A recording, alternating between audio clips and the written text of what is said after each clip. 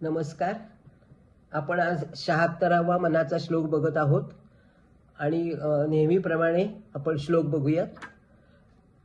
नवे कर्म ना धर्म, नवे कर्म ना धर्म, ना योग काही, नवे भोग ना त्याग ना सांग पाही. म्हणे दास विश्वास नामी धरावा, प्रभाते मनी राम चिंतित जावा, प्रभाते मनी राम चिंतित जावा. जय जय रघुवीर समर्थ.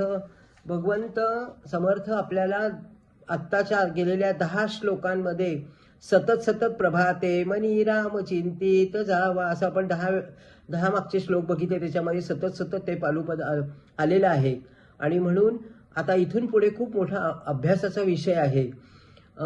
ज्या वेळेला समर्थ आपल्याला ह्या गोष्टी समजून सांगतात त्यावेळेला अर्थातच न कर्म न धर्म, म्हणजे कलियुग जेव्हा असतं ना त्यावेळेला कलियुगामध्ये धर्म कर्म योग भोग त्याग ह्या गोष्टी यथायोग्य होत नाहीत.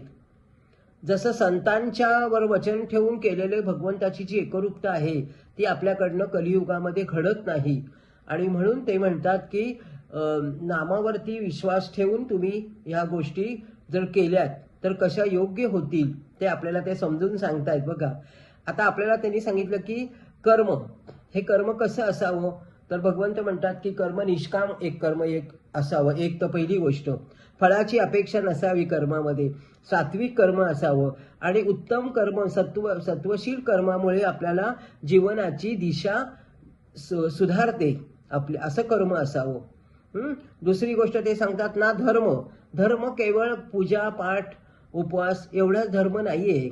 तर धर्म म्हणजे आई वडिलांची सेवा, धर्म म्हणजे समाज, धर्म म्हणजे प्रेम, धर्म म्हणजे करुणा, प्राण्यांवरती प्रेम करता यायला पाहिजे आपल्याला. घरातल्या मन वाणी आणि वचन यांनी केलेले कष्ट जे आहेत ते आपल्याला समाजाविषयी केलेले कष्ट, आई वडिलांविषयी केलेले कष्ट तोच खरा धर्म आहे, त्यांच्यावर असलेलं ते प्रेम.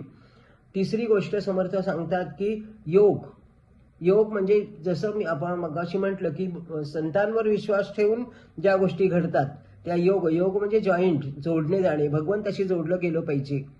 तर आता भगवंताशी जोडलं जाण्यासाठी आपल्याकडे काय मार्ग आहे दुसरा? एकाग्रता. मग चित्त एकाग्रता करत असताना ह्या 4 गोष्टी आपल्याकडे भगवंत सांगतात की तुम्ही ते नीट लक्ष देऊन ऐका. की भक्ती योग म्हणजे भगवंतांनी आपल्यावर जितकं प्रेम करतो आहे तितकंच प्रेम आपल्याला भगवंतावर करता आलं पाहिजे. म्हणजे प्रेम करणे हा संबंध जोडणे भगवंताशी, की भगवंत माझे वडील आहेत, भगवंत माझी आई आहे, हे संबंध जोडून प्रेम करणं. आपण म्हणतो ज्ञानेश्वर माऊली म्हणतात त्यांना, म्हणजे संबंध जोडून प्रेम करणं याला भक्तियोग म्हणतात. नंतर दुसरा आहे कर्मयोग, कर्तव्य, आपलं कर्तव्य व्यवस्थित झालं पाहिजे. आता सांगितल्याप्रमाणे आई वडिलांची सेवा, नंतर समाजाची सेवा, हे व्यवस्थित झालं पाहिजे, तो कर्तव्य आहे. नंतर ज्ञानयोगामध्ये सुद्धा आपल्या आतमध्ये असलेल्या आत्म्याचं स्वरूप जाणता आलं पाहिजे. की अंतर आत्मा माझा कसा देवाकडे जाताना आपल्याला किती गोष्टींचं शरीरामध्ये स्वच्छता करावी लागेल, तसं आत्म्यावरती सुद्धा आपल्याला वारंवार आत्म्याचं आपल्याकडे लक्ष गेलं पाहिजे.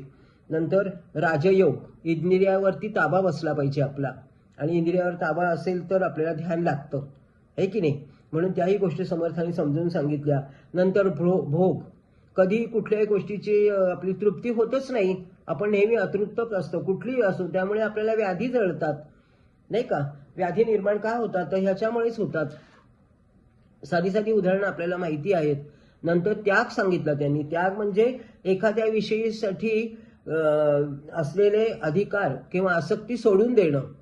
खूप आसक्ती असते आपल्याला माहिती की आता सध्या कलियुगामध्ये तर अगदी नातवंडाचं पतवंडाचं तोंड पाहिल्याशिवाय मरण नको, असं म्हणजे इतकी आसक्ती असते काही लोकांची, तर ती काही उपयोगी नाही. तेव्हा त्यांच्या भगवंतावरती विश्वास नसतो, म्हणून हे असं घडत जातं त्यांच्याकडनं.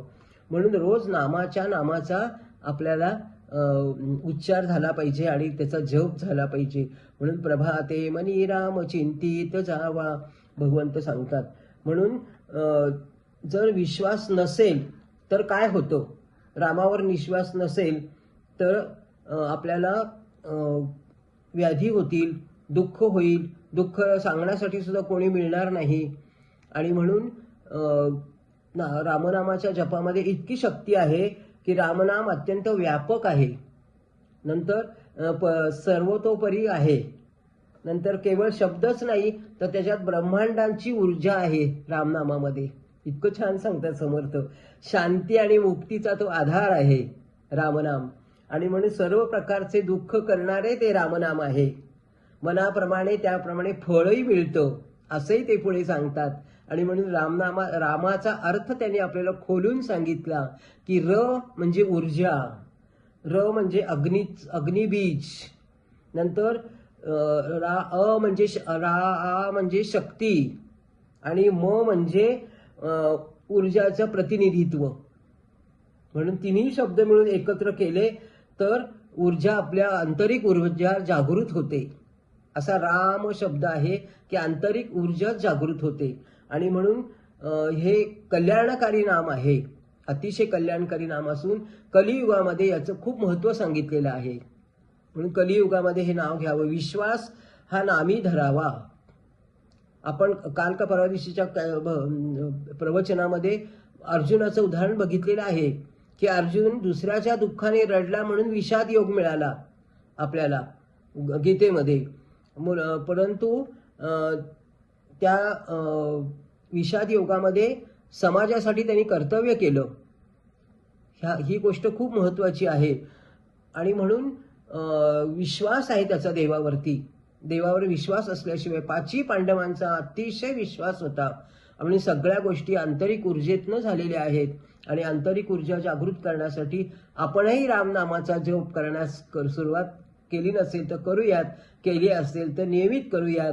म्हणून प्रभाते मनी राम चिंतित जावा. लवकर सकाळी उठल्यापासून दिवसभर जेव्हा वेळ मिळेल तेव्हा ध्यान लावून रामाचा जप केला तर आपली आतली आंतरिक ऊर्जा जागृत होईल आणि मनाप्रमाणे गोष्टी घडतील. हे पुष्प मी भगवंताचरणी अर्पण करते आणि तुम्हाला सर्वांना नमस्कार करते.